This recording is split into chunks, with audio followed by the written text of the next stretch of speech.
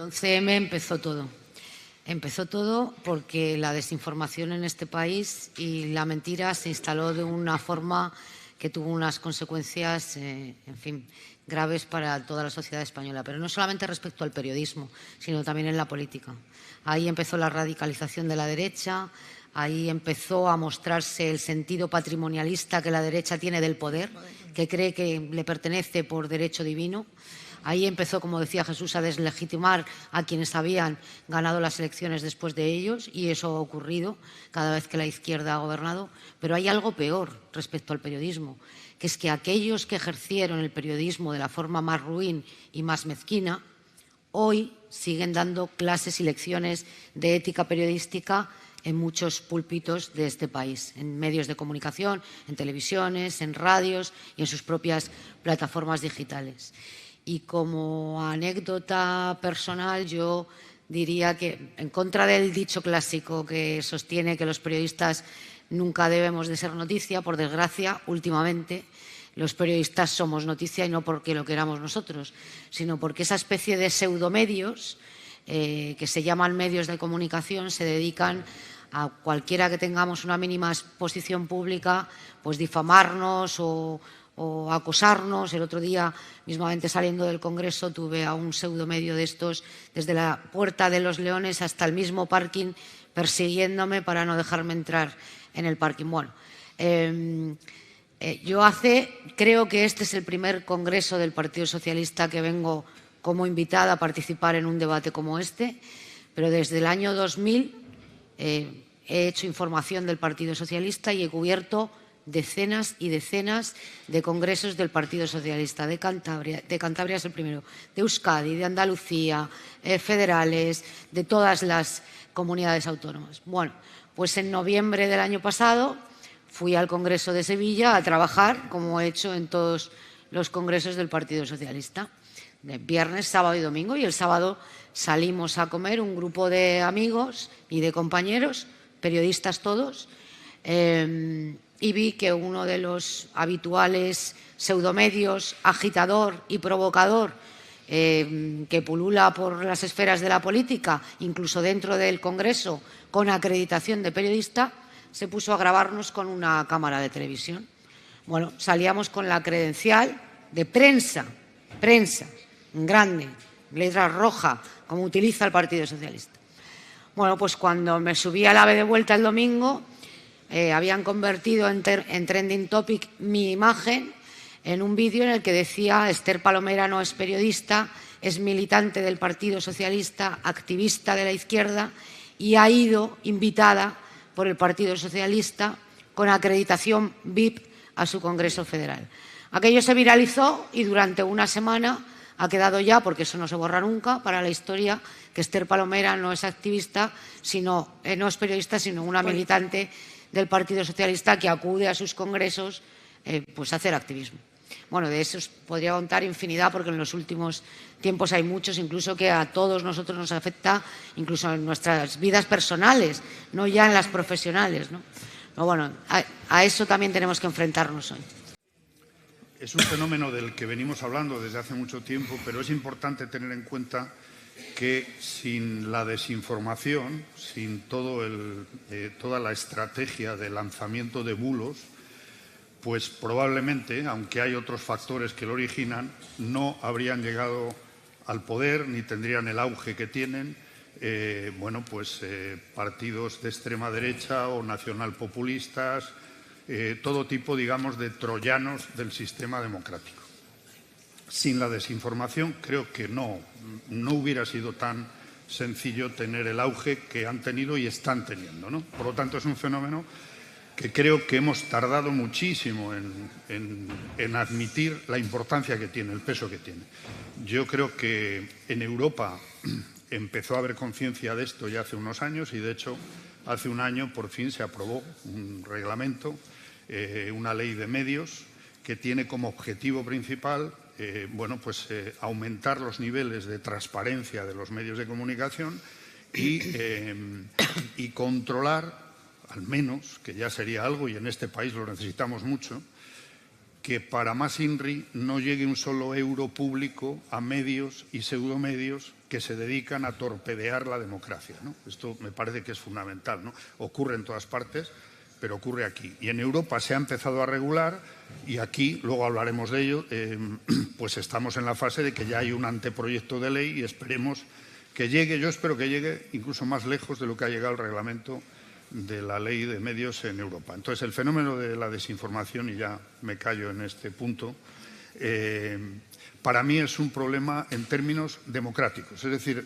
me preocupa que a veces desde la ciudadanía se observe como un problema de los medios, un problema de los periodistas. Y no, esto es un problema como ciudadanos y ciudadanas porque está, digamos, royendo el sistema y desde dentro está permitiendo que haya todo tipo de movimientos cuyo eje o uno de los mimbres de su estrategia es la desinformación. Cada vez que se habla de que los poderes públicos tengan un papel, es decir, intervengan, regulen todo lo que se refiere a la desinformación, enseguida surgen entre nuestros propios colegas, es decir, en el propio gremio de los medios, quienes enseguida dicen, cuidado, la libertad de expresión.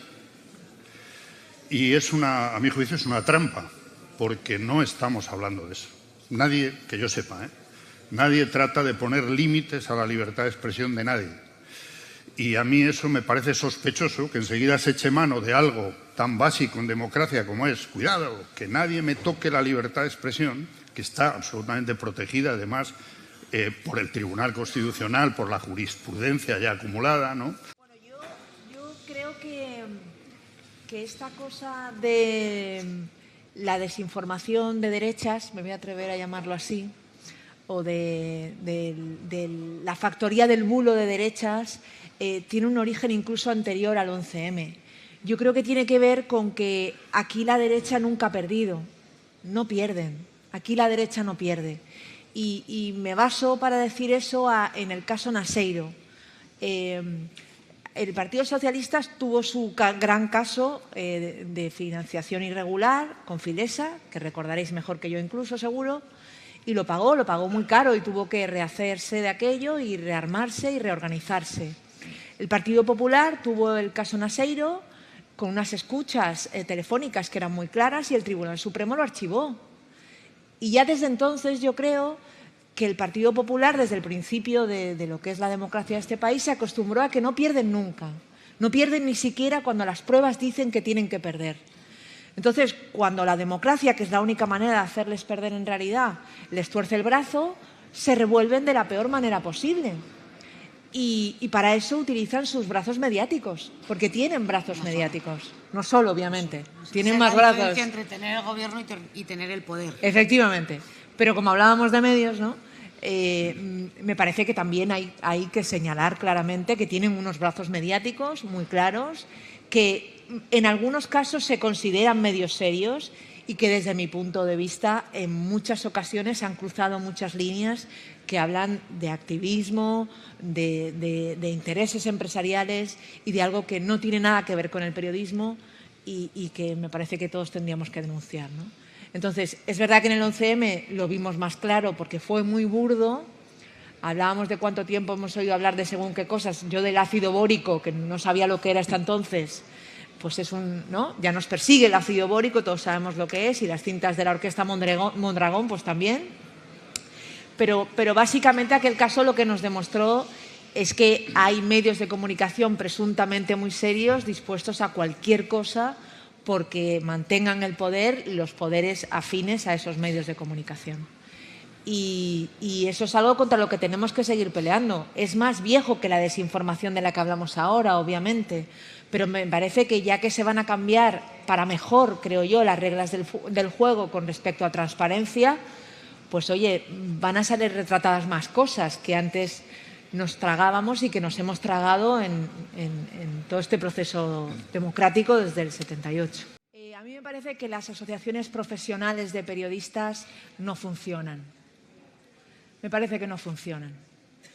Me parece que además tienen una herencia muy rancia de la cual no han conseguido librarse y eso hace que ese autocontrol que se le pide a la prensa sistemáticamente no exista, porque hay un corporativismo dentro de la profesión muy espantoso que muy pocos se atreven a levantar. Yo estoy recordando un artículo reciente de Jesús, en el que se atrevía a poner nombres a esos medios de los que todos hablamos, pero siempre hablamos de ellos sin dar sus nombres. Y de esos periodistas de los que todos hablamos, pero siempre hablamos de ellos sin dar sus nombres. Igual ha llegado el momento de la valentía, ¿no? Igual ha llegado el momento de que, incluso con diferencias ideológicas, los periodistas que nos consideramos profesionales, que intentamos, que yo creo que los hay en todos los sitios, quiero decir, no creo que sea una cosa progresista solamente, sino que es una cuestión de respeto básico a lo que implica la profesión, nos unamos y tratamos de señalar con el dedo a quien no cumple con esos básicos. Yo sé que no es fácil, que es más fácil el corporativismo, que vivimos una profesión en la que hoy estás aquí, mañana estás allá y eso a todo el mundo le condiciona, pero de verdad me parece que estamos en un momento crucial en el que tenemos que ser más valientes y además de pedir una ley, que a mí me parece imprescindible, una ley que lo único que va a hacer es imponer la transparencia que Europa ha obligado a que todo el mundo imponga, que es demencial que tenga que venir Europa a imponerla, pero es así y parece que ha llegado el momento de que hagamos caso. Bueno, pues también creo que ha llegado el momento de la valentía de los periodistas de diferenciar entre quienes son activistas, quienes son polemistas, quienes se dedican a la gresca y a la mentira y quienes tratamos, como dice el gran Maraña, al final siempre vuelvo al mismo sitio, con todo el respeto a todos los demás, con mucho cariño. Nosotros podemos equivocarnos, pero no mentimos, ¿no? Que sepamos diferenciar entre los periodistas que nos equivocamos y que rectificamos y los que mienten y no rectifican jamás, ¿no? Entonces, eso por ese lado. Y luego hay otra cosa que me gustaría añadir con respecto a la desinformación. Hace poco escuchaba a un catedrático de la Complutense decir que el problema no es la desinformación, que el problema es la falta de atención. El problema es la falta de atención a unos niveles insospechados. No es tanto las mentiras que nos cuentan, sino la cantidad de mentiras que nos cuentas. Porque la mayoría sabemos dónde está la verdad, pero como hay tantas cosas, ¿no? Como que nos despistamos. Es fundamental cuidar qué pasa con nuestros chavales y con esa falta de atención, fundamental, porque si no el futuro inmediato es aterrador. Y luego es fundamental también admitir que lo que ha pasado es que las grandes tecnologías han permitido que muchos más seamos emisores de información. La soberbia de los grandes medios igual no ha sabido ver que ahora todo el mundo puede generar información o datos con apariencia de información y que esto es algo que los poderes tienen que regular. Y eso es en donde creo que nos hemos perdido. Y como la libertad se utiliza tan malamente últimamente, pues también se utiliza para esto, ¿no? Y la libertad, cuando es libertinaje, deja de ser libertad y eso lo sabemos hace mucho tiempo.